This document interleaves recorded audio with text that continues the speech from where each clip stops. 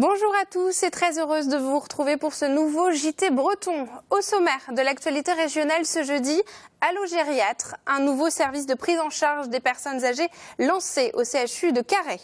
Dans les Côtes-d'Armor, un pizzaiolo a créé sa propre école de pizza et nous sommes allés découvrir cet endroit. Et puis rencontre avec le styliste morbihanais qui a confectionné l'une des robes de Miss Bretagne. Politique aussi avec Martin Vaugoud. Bonjour Martin. Bonjour Julie. Alors après la primaire de la droite, place à celle de la gauche. Qu'on va analyser à la mode bretonne, évidemment. Eh bien, on analysera donc ça dans un instant. Bienvenue à tous dans cette édition du jeudi 15 décembre 2016. Et on démarre avec le départ imminent de Francis Joyon de Brest. Le skipper et son équipage sont prêts à partir pour le trophée Jules Verne à bord du Maxi Trimaran Idexport. Ils avaient déjà pris le départ au mois de novembre avant de rentrer au port une semaine plus tard. Deuxième essai donc pour cette tentative de record autour du monde. Brice Gourennec a rencontré le skipper. Le vent est vraiment bien établi. La dernière fois, on savait qu'on avait un départ difficile. On savait aussi qu'au sud du Cap-Vert, on avait des risques de vent plus faibles et un poteau noir qui s'est avéré plus difficile que prévu, mais qui n'était pas évident. Là, le poteau noir paraît tout à fait clair. Le vent au sud des îles du Cap-Vert paraît bien soutenu. On a juste ce petit problème d'arriver à partir sans que le vent vienne jusqu'à nous. C'est peut-être ça le risque qu'on a demain matin. Allo Gériatre, voilà le nom d'un nouveau service lancé à l'hôpital de Carhaix. Un nouveau parcours de soins plus adapté pour la prise en charge des personnes âgées. Brice Gourennec nous en dit plus. Faciliter la prise en charge des personnes âgées, c'est la mission d'un nouveau dispositif mis en place à l'hôpital de Carhaix. Le système s'appelle Allo Gériatre, un numéro de téléphone à destination des médecins généralistes pour faciliter les échanges avec les gériatres. Quand on est amené à solliciter surtout vers l'hôpital, c'est compliqué parce qu'on n'a pas forcément les bons numéros, on n'a pas forcément les bonnes personnes. C'est régulier qu'on passe de standard en standard en nous disant ben non, c'est pas en hospitalisation, c'est plutôt en consultation. Pour joindre un praticien hospitalier, dans l'ensemble, c'est compliqué. Les médecins gériatres se relaient tour à tour du lundi au vendredi pour répondre à ce numéro et aux interrogations des généralistes. Le docteur Duhamel est chef du service gériatrie de l'hôpital de Carhaix. Oui, allô ? Oui, c'est cela même. Quel âge a-t-il ? L'objectif est de rationaliser les soins des personnes âgées, parfois habituées aux salles d'attente des urgences. Les personnes âgées se retrouvent le plus souvent aux urgences à des heures ou à des moments qui ne sont pas adaptés ni pour la personne âgée ni pour l'équipe des urgences. Et puis les personnes retournent à domicile ou se retrouvent hospitalisées là où il y a de la place. L'objectif premier d'Allo Gériatre, c'est d'optimiser l'accueil et la prise en charge des patients âgés. Qu'ils puissent, ces patients-là, se retrouver en lien avec le médecin traitant, au bon endroit, au bon moment, avec le bon soin qui correspond à ce dont ils ont besoin à ce moment-là. Et cela peut signifier une hospitalisation de 2 jours ou tout autre service adéquat sans passer par la case des urgences. Ce numéro fonctionne depuis le 7 novembre dernier, un dispositif qui pourrait voir le jour également dans le reste du département. Politique à présent. Le dépôt des candidatures pour la primaire de la gauche est clos et on fait le point tout de suite en Bretagne avec le journaliste Martin Vaugoud. Alors Martin, quels sont les enjeux en Bretagne ? Le premier enjeu, ça va être le nombre de votants. On va rappeler qu'en 2011, 178 000 Bretons avaient participé au premier tour de la primaire du PS. Donc faire moins cette année, ça serait forcément analysé comme un échec. Et ce d'autant que la droite a placé la barre très haut avec 218 000 votants au premier tour de sa propre primaire. Alors qu'est-ce qu'il en est des soutiens pour les candidats à cette primaire ? À côté soutien, Manuel Valls fait clairement la course en tête.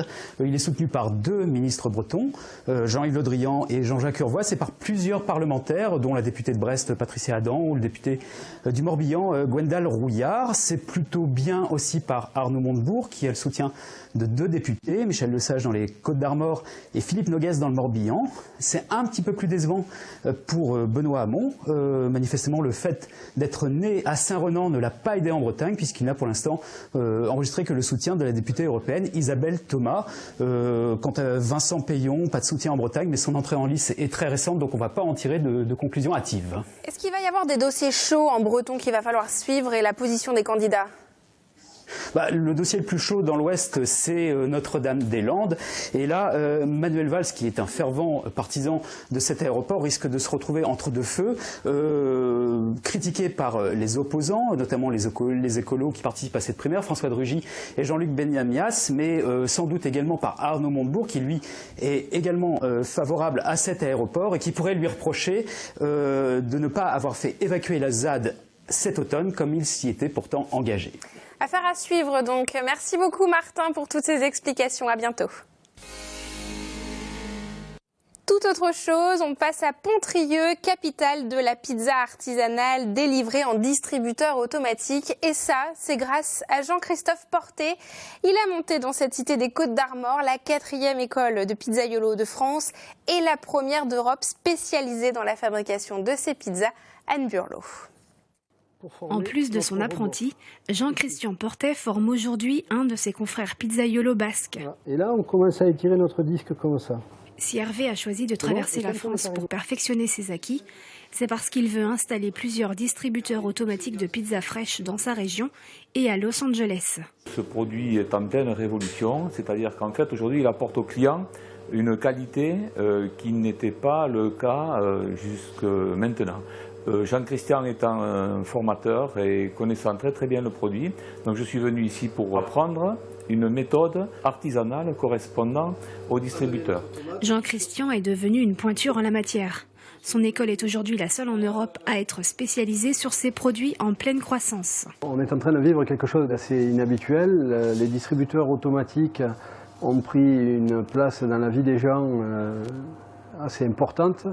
Toutes les semaines, nous avons des élèves qui viennent effectivement sur Pontrieux se former à ces métiers-là. Frédéric est un ancien élève de l'école et aujourd'hui son affaire marche bien. Le fait d'avoir Jean-Christian qui avait cette école-là m'a permis de gagner énormément de temps. En 2 jours de formation, j'ai vraiment acquis énormément sur le process de la pizza.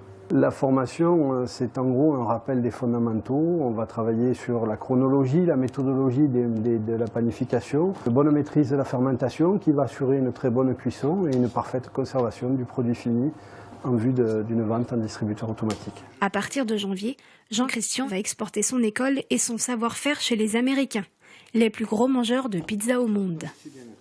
Ce samedi soir, le pays aura une nouvelle Miss France. Des jeunes créateurs de mode ont répondu à un concours pour réaliser la robe Région.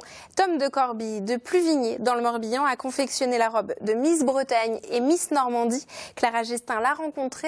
Il nous fait partager son univers. Robe de princesse aux formes parfois étonnantes, mais aussi vêtements de tous les jours. C'est le dressing de Thomas Watteblé, alias Tom de Corbie, 27 ans, jeune créateur de mode. J'aime beaucoup l'originalité et ne pas ressembler à tout le monde, donc je les achète, mais je les recustomise obligatoirement. Parce que j'arrive pas à porter quelque chose de standard, c'est plus fort que moi, je suis obligé de changer les boutons, ou recouper les manches, ou rétrécir, ou agrandir, rajouter un truc. Dès la fin du collège, il se lance dans des études de couture. Le déclic, je pense que c'est un peu, entre guillemets, ce qu'on appelle des rêves de petite fille. C'est en voyant des feuilletons comme Sissi ou En haute en emporte le vent, enfin des films mythiques, avec des robes plus somptueuses les unes que les autres. Après plusieurs années chez les grands noms de la mode à Paris, le styliste s'est récemment installé à Pluvigné. Son dada, les robes de mariée. Parce qu'en fait, ça reste quelque chose d'assez exceptionnel. On le porte qu'une fois, donc il y a un sentiment particulier quand on le porte. Et moi, quand je crée, j'ai un sentiment particulier quand je crée une robe de mariée, et je l'ai moins quand je crée quelque chose de prêt-à-porter. Donc je me disais que je voulais transmettre cet amour au textile. Pour moi, le vêtement a quand même un petit peu une âme quand on le fait dans de bonnes conditions, il resplendit d'une manière différente. Donc je me suis dit que c'est là que je pouvais laisser exploser ma créativité tout en satisfaisant les besoins des clients en fait.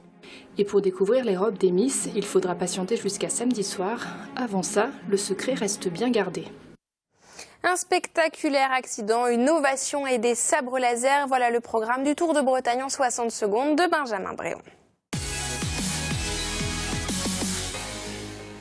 Spectaculaire accident ce jeudi matin entre Quérien et le Faouët, à la limite entre Finistère et Morbihan. Le chauffeur d'un poids a perdu le contrôle de son véhicule qui s'est retrouvé en travers de la chaussée.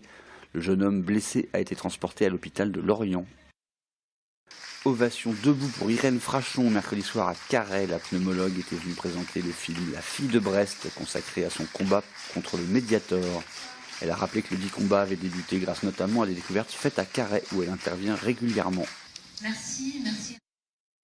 Enfin, on les croise à chaque nouvel épisode. Les meilleurs agents publicitaires gratuits de la saga Star Wars étaient sortis cette semaine, notamment à Saint-Brieuc et Quimper, alors que la force soit avec eux, tout ça. Du combat de sabre laser. La chorégraphie, on va dire le sabre. Avec le sabre.